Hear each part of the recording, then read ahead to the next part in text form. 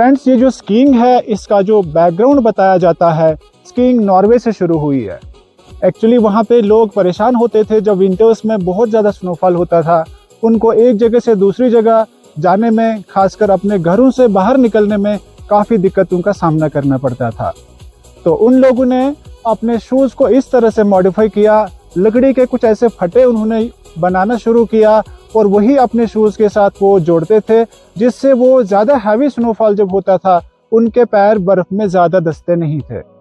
और इसी चीज़ को नॉर्वे की आर्मी ने थोड़ा सा और मॉडिफाई किया। उन्होंने एक लंबे लंबे से फट्टे बनाए, अपने शूज़ के साथ में जोड़े और वो एक जगह से दूसरी जगह इजीली, तेज़ी के साथ, विदाउट मेकिंग मच एफर्ट्स जा सकते थे। बल्कि नॉर्वे की आर्मी ने इसको इस तरह से मॉडिफाई किया कि they started cross country on the skis.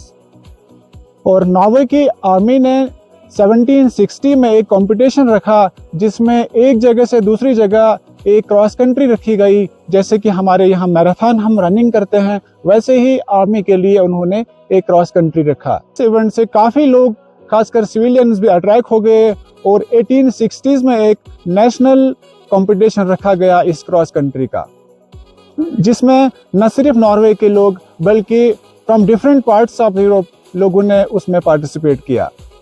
ये जो स्की का कॉन्सेप्ट उस टाइम पे था, ये सिर्फ क्रॉस कंट्री वाला स्की था, यानी कि इसको ज़्यादातर प्लेन सरफेसेस पे एक जगह से दूसरी जगह जाके या फिर रेस किया जा सकता था। अभी इसमें ऐसा कोई कंसेप्ट नहीं था कि एक हिल पे चढ़ के वहाँ से डाउन हिल स्कीइंग की जा सके, जिसको अल्पाइन स्कीइंग बोला जाता है। 1880 से अल्पाइन स्कीइंग का कंसेप्ट शुरू हुआ, यानी कि अल्पाइन स्की का मतलब होता है कि किसी भी पहाड़ के ऊपर चढ़ के या किसी भी स्लोप के ऊपर चढ़ के वहां से नीचे की ओर हिल के ऊपर स्नो स्कीइंग करना। 1924 में इस स्की को, खासकर नॉर्डिक स्की को यानी कि क्रॉस कंट्री वाली स्की को ओलंपिक्स में जोड़ा गया और धीरे धीरे इस स्पोर्ट ने और ज़्यादा पब्लिसिटी हासिल करी, लोग और अट्रैक्ट होने लगे और फाइनली जो अल्पाइन स्नो स्कीइंग है, अल्पाइन स्नो स्कीइंग को 1936 में ओलंपिक्स में जोड़ा गया। शुरू में जो स्कीज होती थी लकड़ी की होती थी और उसमें चलना, उतरना या निकालना एफर्ट्स बहुत ज़्यादा लगते थे और धीरे धीरे फिर इसमें थोड़ी इम्प्रूवमेंट्स आ गई। जो स्की आई वो मेटल की बनने लगी और साथ ही साथ में जो शूज़ होते थे वो लेदर के शूज़ होते थे। उसके काफ़ी सारे ड्रॉबैक्स होते थे, बल्कि इंजरी होने के चांसेस भी उसमें बहुत ज़्यादा होते थे। तो वक्त के साथ ही धीरे धीरे जो स्की है इसमें काफ़ी इम्प्रूवमेंट्स आई है और फाइनली अभी जो हमारे पास स्कीज होती है दे आर टोटली मॉडिफाइड। और 1960s में प्लास्टिक शूज़ स्की के लिए इंट्रोड्यूस किया गया और अभी जो हमारे पास स्कीज है वो बहुत ही ज़्यादा मॉडिफाइड है, एडवांस टेक्नोलॉजीज़ है जो एक स्कीयर के लिए बहुत ही सेफ मानी जाती है। फ्रेंड्स, जो स्कीज होती है ये 3 प्रकार की होती है। सबसे पहले जो स्कीइंग की शुरुआत हुई थी वो नॉर्डिक स्की से हुई थी। नॉर्डिक स्की, जिसको क्रॉस कंट्री स्की भी बोला जाता है, और उसके लिए हमें प्लेन सरफेस की ज़रूरत होती थी। उसके बाद जो दूसरी स्की आई वो अल्पाइन स्की कहलाती है, जो कि आप देख रहे हैं मेरे हाथ में है। अल्पाइन स्की हमेशा अप हिल से नीचे की ओर डाउन हिल की तरफ स्कीइंग इसके द्वारा किया जाता है और इसके लिए जो स्लोप हम चूज करते हैं वो पहले बीट हुआ होता है। जब उसको बीट किया जाता है, कंप्रेस किया जाता है स्नो को, उसके बाद ही उसके ऊपर इस स्की के मदद से, यानी कि अल्पाइन स्कीइंग की मदद से स्कीइंग की जाती है। उसके बाद एक और स्की है जिसको डर्बी स्की बोला जाता है। डर्बी स्की ऐसी स्की है, जैसे आप इसमें देख रहे हैं ये ऊपर से कर्व है, ये कर्व उस डर्बी स्की में और ज्यादा ऐसे होता है। यानी कि कभी भी अगर डाउनहिल स्की करना हो, अगर सॉफ्ट स्नो हो, तो उस टाइम उस डर्बी स्की का इसलिए इस्तेमाल किया जाता है क्योंकि यहाँ पर वो जो ज्यादा टर्न होता है उसका, उस वजह से वो सॉफ्ट स्नो के अंदर ज्यादा अंदर नहीं जाती।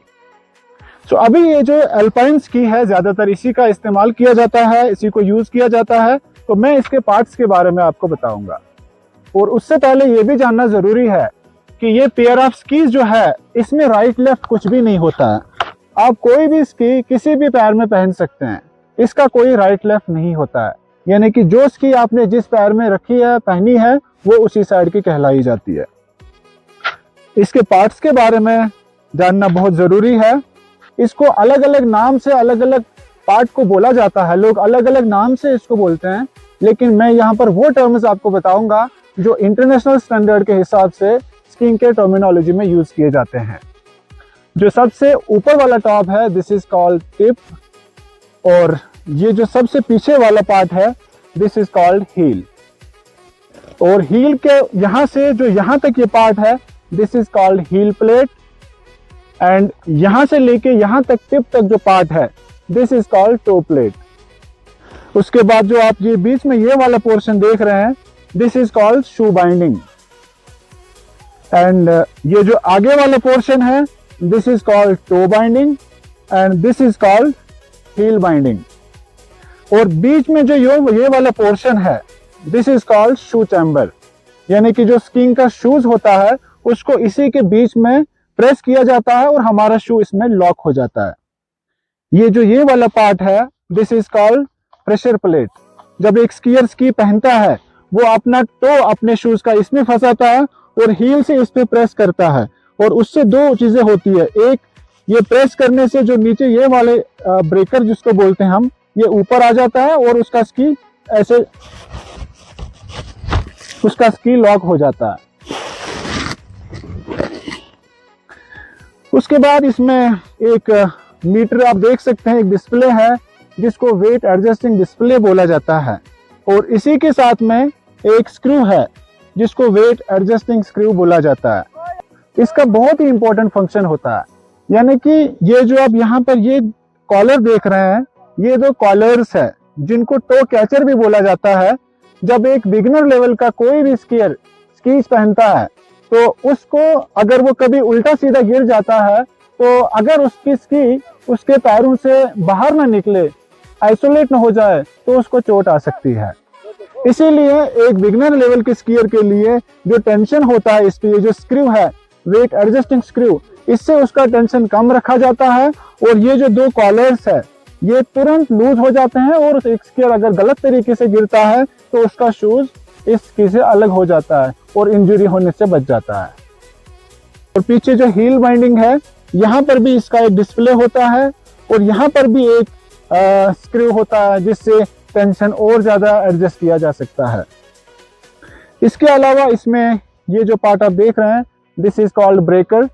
ये जब भी कभी एक स्कीयर स्कीइंग करते टाइम अगर वो गिर जाता है, उसकी स्की अगर पैरों से अलग हो जाती है, तो ये जो ब्रेकर है ये स्की को नीचे स्लाइड होने से बचा देता है, नहीं तो ये नीचे जाएगा और स्कीयर वहीं पर रह जाएगा।